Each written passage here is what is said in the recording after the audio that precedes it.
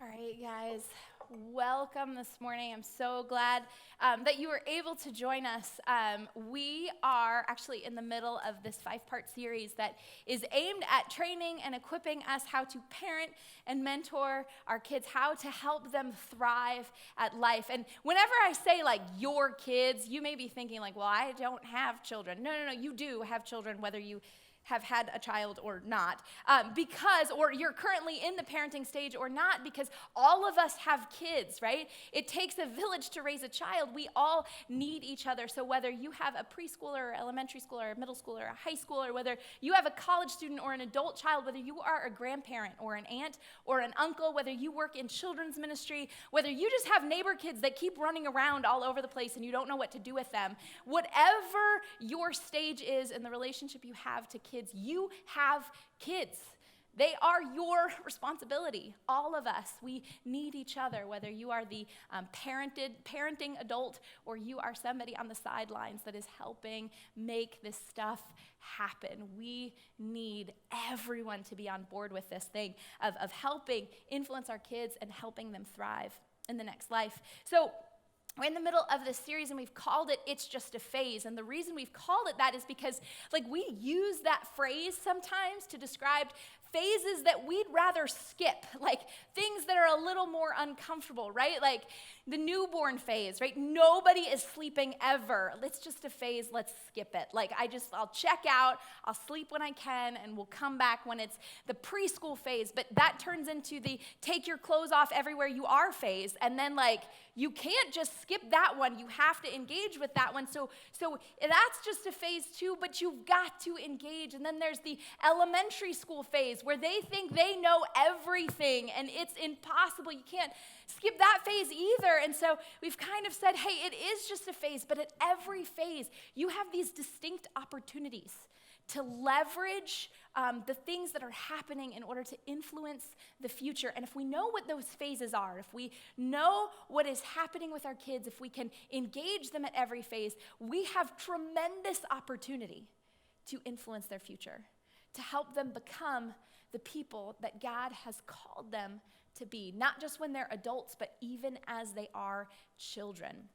And so we're looking at this, but we have to engage every phase because, as a reminder, we only have 936 weeks, right? This jar we talked about last week has about 936 marbles or pebbles in it. And if you were to take one out every week that your child was born, by the time they graduated high school, this jar would be empty.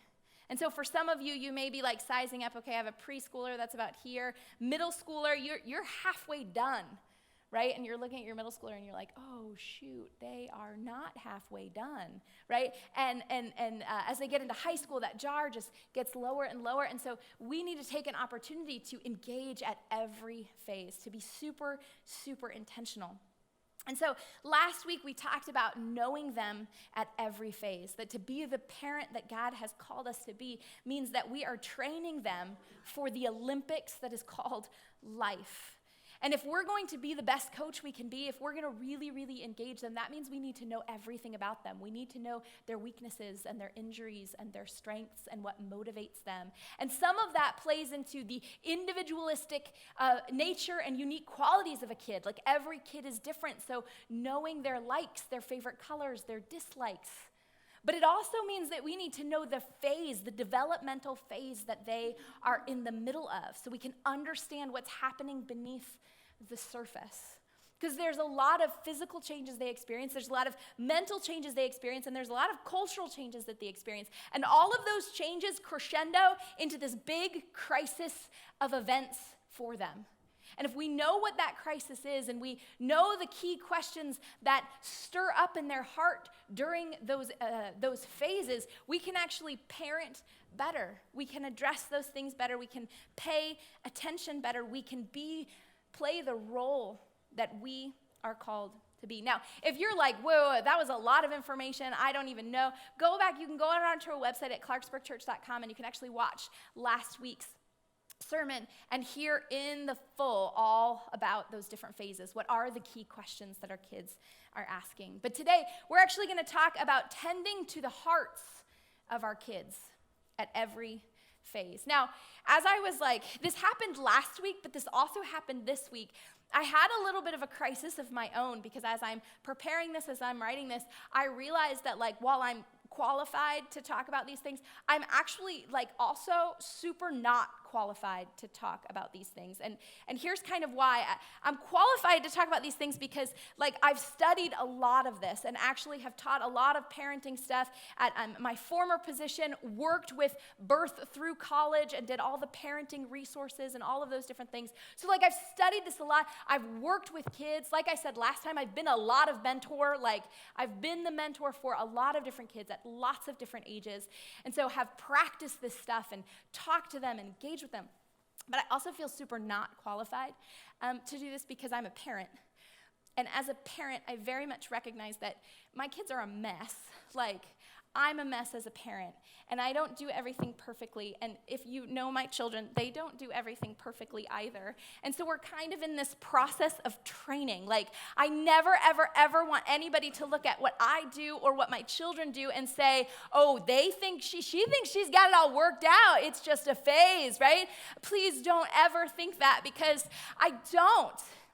Right? Like just because you know the things to do doesn't mean that everything's perfect. Just because you know the steps to take or you're faithfully taking those steps, it doesn't mean that like the finished product has like unveiled itself yet, because it hasn't.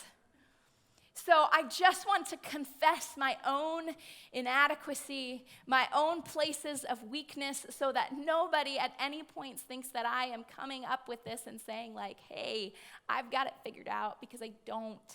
We are all on this journey together. We are all raising our kids together. We're all falling at the feet of God every day saying, please, Lord, help me, because they're a mess, right? So I just wanted to clarify that really quick. But growing up is always really hard. It was hard for every one of us in this room, no matter like when it was that we grew up. But the things that our kids are facing right now sort of make it even harder. Like it's even tougher now than probably it has ever been. And if you just think about the changes that have happened in terms of how we connect to other people, the pressures that we assume, and the access to all the information that we want. If you just think about our connection, our pressures, and our access, and how that's changed since you were in 5th grade, you'll start to get a picture of how different and how difficult this world is to grow up in, more difficult this world is to grow up in than the world that you grew up in. There's so much more access to information, and not always good information or the right information, but there's huge access to things. The way that we connect with each other doesn't work the same way it used to work. The pressures that kids are under is totally different than what we experienced as kids. And it doesn't matter whether you're from a much older generation or you're from my generation or something a little younger. It's totally different. For our kids right now, alcohol abuse can happen at as young as the age of 10. In our world that we live in right now and that our kids are growing up in, the average age for being exposed to pornography is 11. 13-year-olds are facing issues of self-harm. Suicide is the number 3 cause of death in adolescence.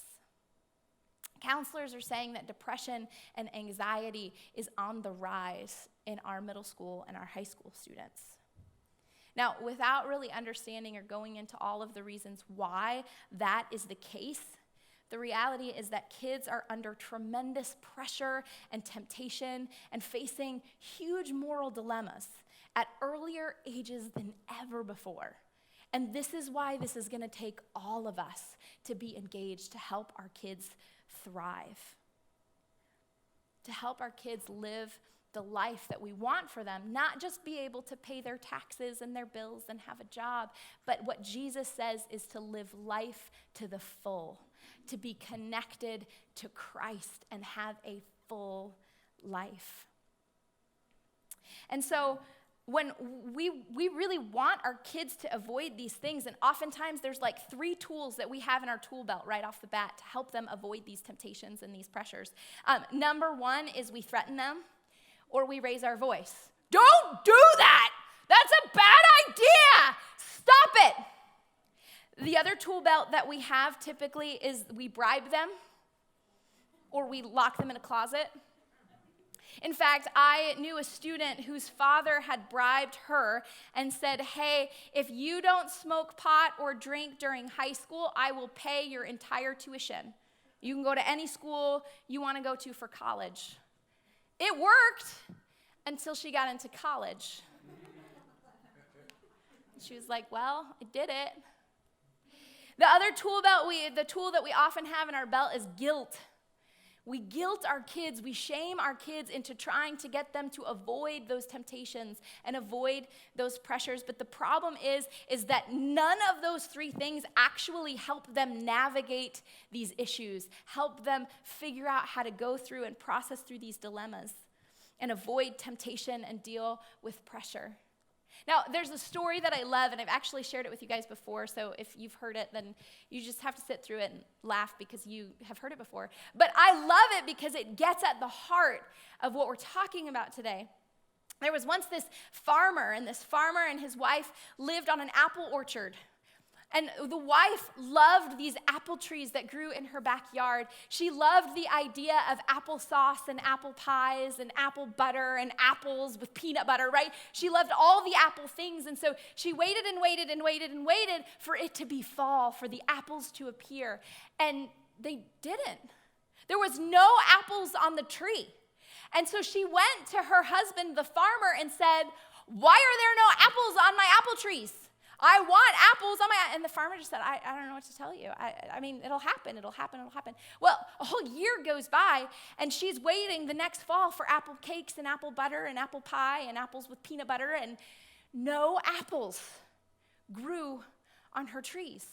And so she went to her husband again, and she said, I really want apples. Why are there no apples? Can't you just get some apples? And so the husband did what a loving husband does, and he went outside and he went out to the barn and he loaded up his truck and he drove away. And a few hours later, he came back and she saw him out there with those trees and she thought, yes, now I'm finally going to get my apples. And he comes in and he says, all right, I did it. And she goes, did what? And she goes, there's apples on your trees now. She's like, what? How did it happen so fast? That's amazing. So she goes outside and she runs outside and she looks at her beautiful apple trees and she notices these shiny, delicious apples in the trees.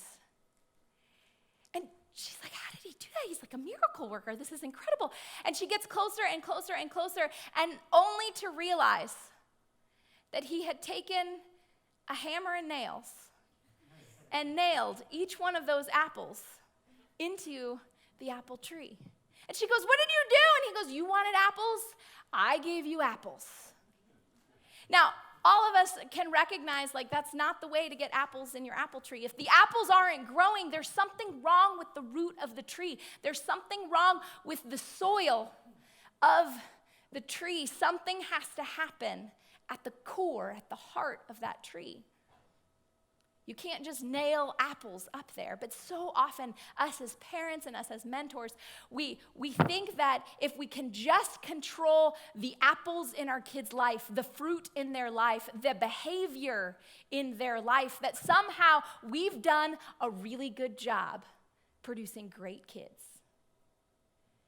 But that only works for so long, because what happens is if you go at parenting or mentoring through behavior modification, trying to control their behavior, you don't want them to have sugar, so you put the cookies up even higher in the cabinet. Or you don't want them to be connected to devices for too long, so you put passcodes on all of the devices. Or you don't want them to hang out with the wrong friends, so you make sure that they only have play dates with the certain kids you want them to have play dates with. Well, all of a sudden there comes a day where they can reach into the top cabinet all on their own.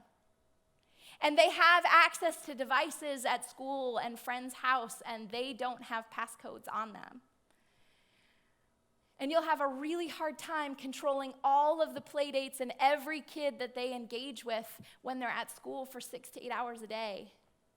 That becomes the behavior modification piece, the apple nailing piece only gets us so far until we have to kind of relinquish control of our kids and say, okay, I can't be there all the time to nail the apples and make sure you're polite.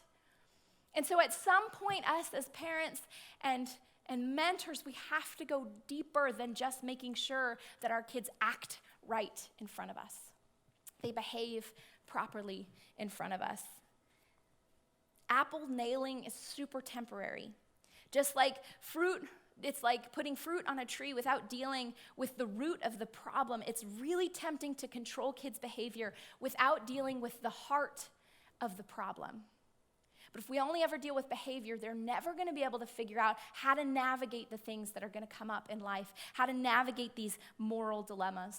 Now, Scripture tells us this. It tells us that the heart is actually the control center of every part of our body, every part of our life, that our life is actually a reflection of what's happening inside of our heart. Proverbs 4 says it this way, above all else, guard your heart, for it is the wellspring of life. Now, this is a super graphic image that Proverbs paints for us. Your heart is this thing that gushes out, that you could try to cage it, and you could try to control it, and you could try to put rules around it, but eventually whatever is built up in that heart will gush forth and flow forth, and that is the behavior that comes out. That is the words and actions that flow from our lives.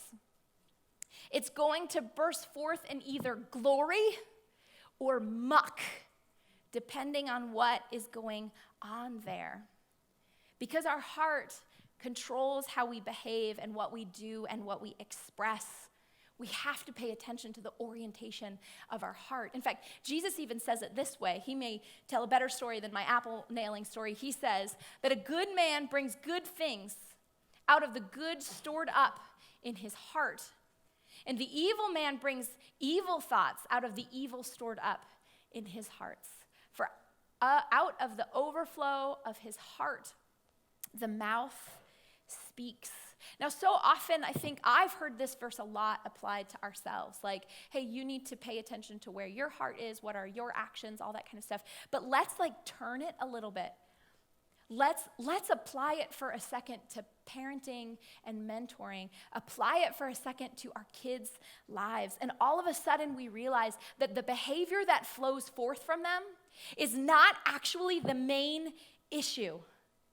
Instead, the main issue is their heart, because it's controlling all of the behavior. It's controlling all of the actions and all of the words. So often we get sidetracked with behavior because it's the thing that we see, it's the thing that we experience, it's the thing that irritates us, that the kid acts up and you're like, oh my gosh, why did you say that, right? It's the thing that we react to.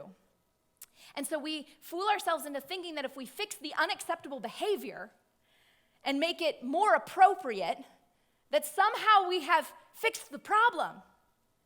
But the problem is at the heart. The problem is so much deeper than that. Kids need more than just corrective behavior. Kids need us to address their motives and their attitudes of their heart.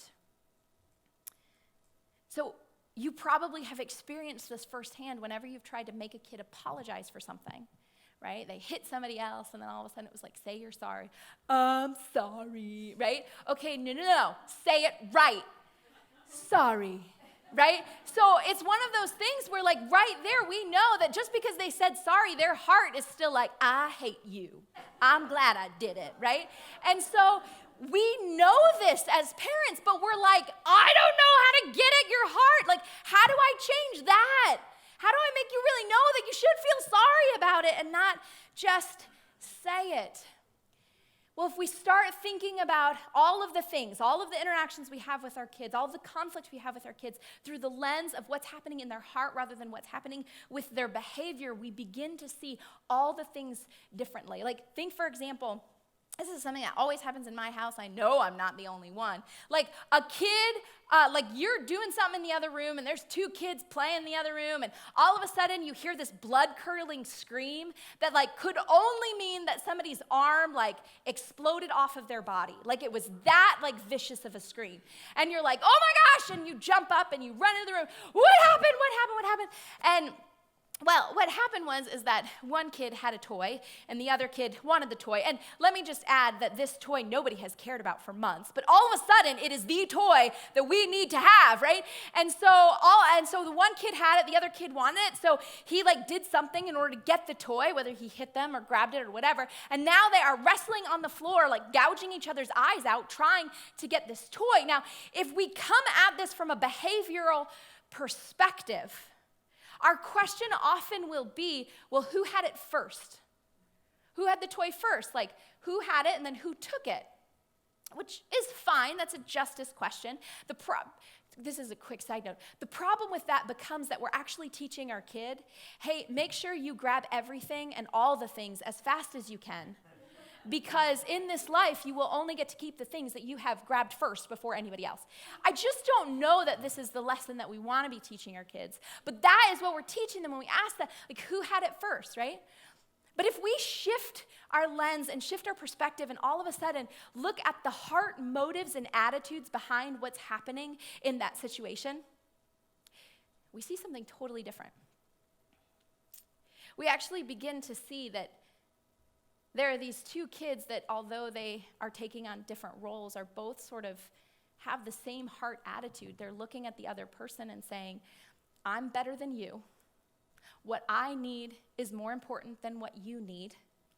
I'm willing to do anything, even gouge your eyes out, in order to make sure that my needs and my happiness is met.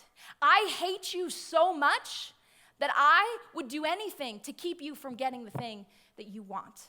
Whether it's the kid who had the toy in the first place or the kid who now wants the toy. This is what both of them are doing.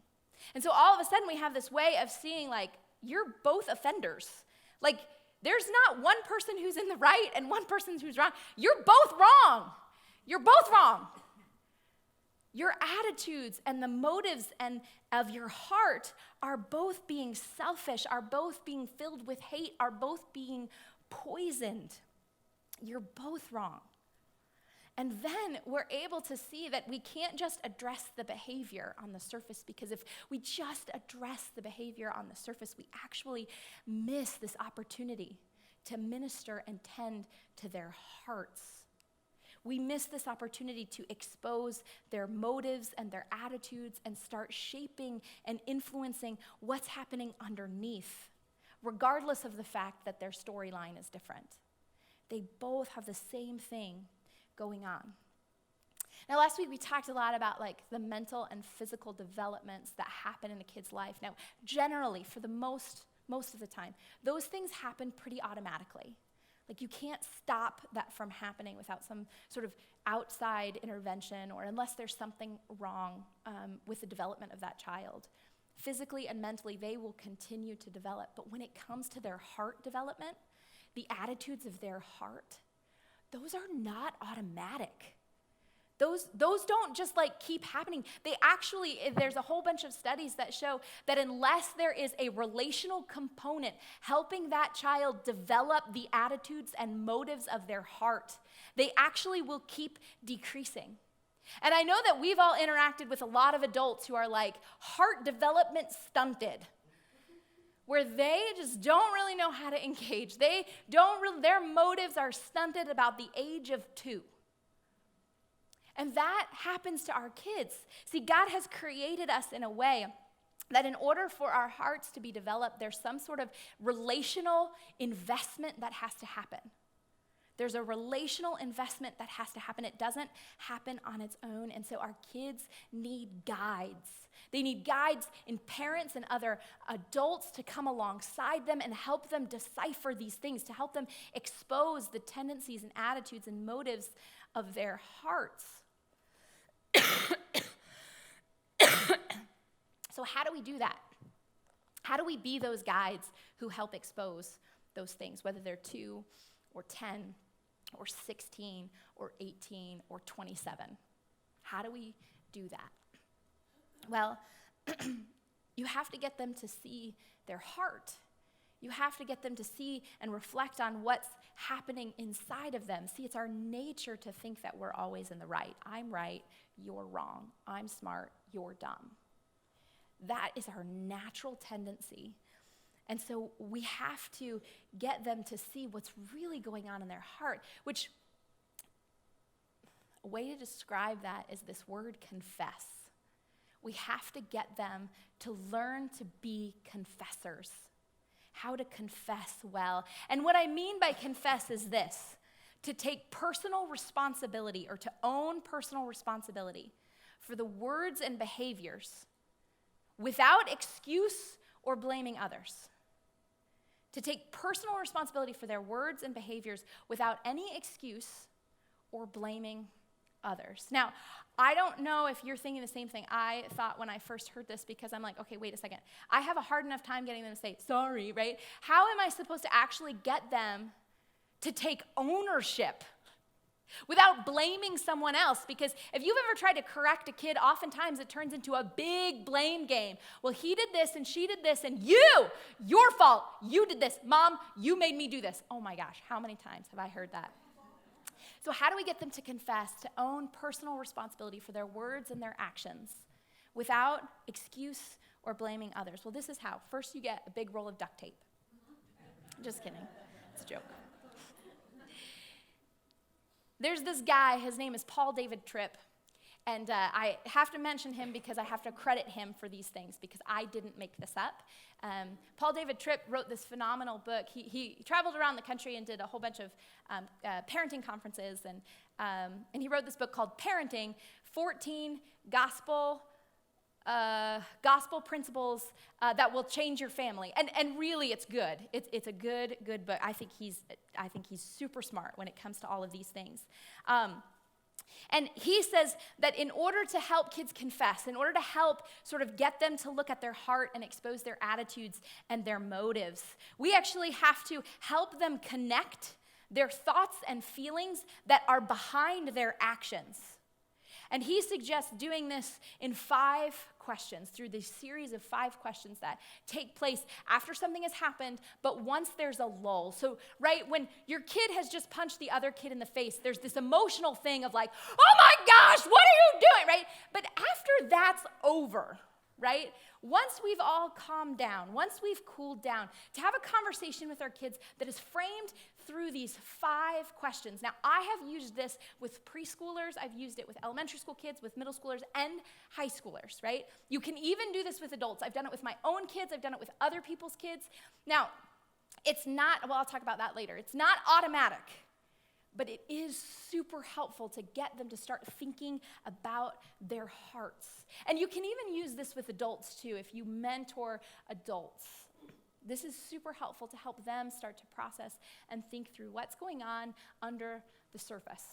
Okay, so the first question that you ask after something has happened is sort of what's going on. This is a question that is really just about tell me some version of the story. Now, chances are the kid, a child, a teen, will tell you some version of the story that is not completely accurate. That's okay. It can be biased. That's fine. You just want to get out some version of what happened in the middle of this story. What was going on? So, hey, I turned the corner, and my little brother was playing with my train, and I wanted that, and so I told him, hey, can I please have that train? And he was like, no, you can't have that train. And so then I went again, and I said, brother, dearest, I love you so much. Can I please have that train? And he was like, no, I'm not giving you the train. And so then I lovingly took this brick up, and I just gently placed it on his hand so that it would loosen the train from his grip. And then I got the train, and that is what happened. Okay, obviously, that's not what happened. But, like, some version of the truth, whatever that means, has come out, and we've kind of said, this is what has happened. And that's great. We're going to go with that version. The second question that you ask is, what were you thinking or feeling as it was happening? So you go back to that little kid and you say, what were you thinking or feeling? Like, what does this look like?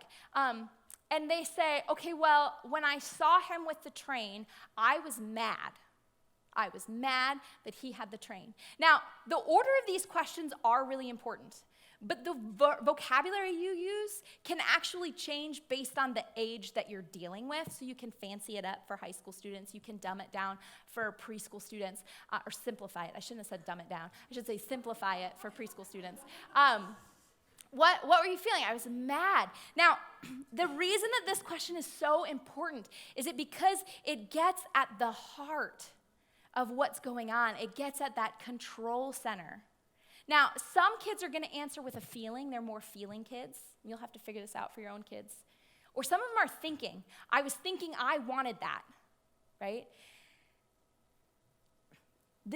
And another thing you can do with preschoolers is if they have a hard time naming their feelings, you can actually have a feeling chart available in your timeout center so that you can say, hey, point to the feelings, sad, mad, happy, jealous, like whatever the feelings are that they know. And as they learn more feelings and they can articulate more feelings, you add more and more and more so that when they become high school students, they can articulate like specific feelings. I was anxious, I was overwhelmed, whatever those things are. You have them articulate that because it gets at the heart, what was happening under the surface in their heart. The third question you ask is this: what did you do in response? What did you do in response to the fact that you were mad? I took the brick and I put it on his hand. Yep, that's what you did. Because you felt the way that you did, because you had that thought, because that thing was happening inside your heart, you chose to make this response. You chose to behave or act in this particular way. Now, this question may sound really redundant because it actually is repeating the thing we went over in the first question of hey, what happened? The reason this question is so important, and you have to ask the first ones first, is because if you go straight to this question of what did you do, their question is going to be I don't know, I didn't do anything. This gets at, it connects their thoughts and their feelings to their action. The second and third question get at their heart. The fourth question starts to get at their motive. And so the fourth question is this: why did you do it? Now, if you had asked this question at the very beginning, why'd you do that? It would be, he made me do it. You made me do it. Santa Claus made me do it, right? There's all this sorts of blame shifting. But now that they've had to articulate what they were feeling, I was mad, and what they did, so I threw the brick at his hand, they now have to say, well, why did I do it? I did it because I wanted that train. And you're helping them reflect, what are the motives? What were you seeking to accomplish in this thing? You're helping them connect all the dots. You had the wrong thoughts. You had the wrong behavior because you had the wrong desire. You had the wrong desire. You wanted something for yourself that you didn't have. And then you ask this fifth question. You say, what was the result? So wrong thoughts and feelings, wrong behavior, wrong motive. What was the result of all of this? And kids can say any sort of number of things. Teens can say any sort of number of things. Sometimes it's I had to sit in timeout. Sometimes that's what it is. Sometimes you can get them to a place to see you hurt your brother. You hurt somebody else. You broke the trust between you and me. And this is also the place where you can tell them whatever consequence you want to tell them, right? So I'm not saying that by having this conversation, it eliminates consequences. No. There are consequences. And also, you can tell them, in addition to hurting your brother, in addition to breaking trust, in addition to having sit time out, you will also lose your screen time. You will also lose all electronic time. You will also lose, every kid has a currency, and you have to know them well enough to figure out what that currency is. Is it treats? Is it books? Is it stuffed animals? Is it play dates with other kids? Is it the car? Is it being able to go out to some social event? Whatever it is, those are the consequences that you leverage in order to help them understand this heart thing. When your heart is messed up, there are consequences to that.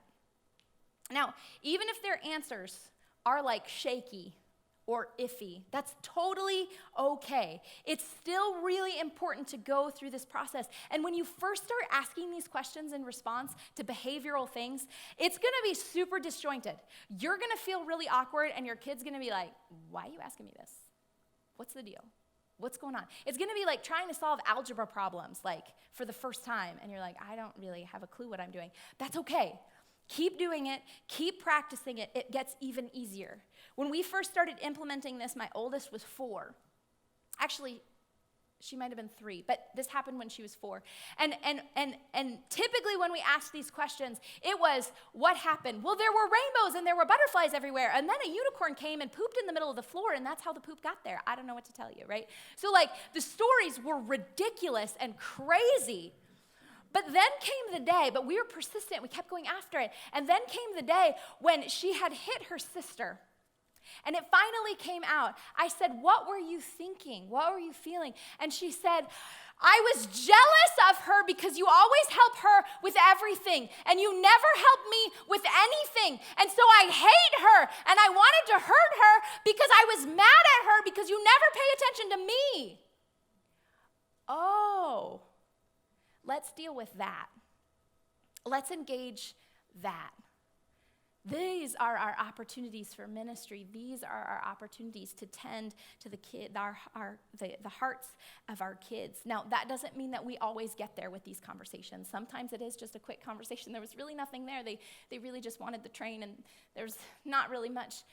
But sometimes out of the heart gushes forth all of the behaviors, all of the actions, all of the things that have been stored up that we need to tend to. Now, here's a quick thing. This conversation is not at all meant to guilt your kid into signing on the dotted line that they are a terrible sinner and have messed up, and you are the holy one who knows all of the answers to everything. Please do not approach this conversation that way. You are not trying to get them to confess to everything they've ever done wrong. You also are not trying to trap them. If you approach this like you're trying to get them, I'm going to get you, they will run from you. They will never engage with this. It is only when this is approached as a conversation of someone who loves them immensely, loves them enough to take the time to engage with them and sit down and start to peel back the layers of what's happening inside of their heart. It's only then that they will let you in, and you can begin to speak truth and love into their lives. And these things don't happen immediately. They take time. They take so much time. So often we want to have like these $100 conversations that get out the motives and things that are going on beneath the surface in our kids' hearts, but we want it to happen in 10 cents time.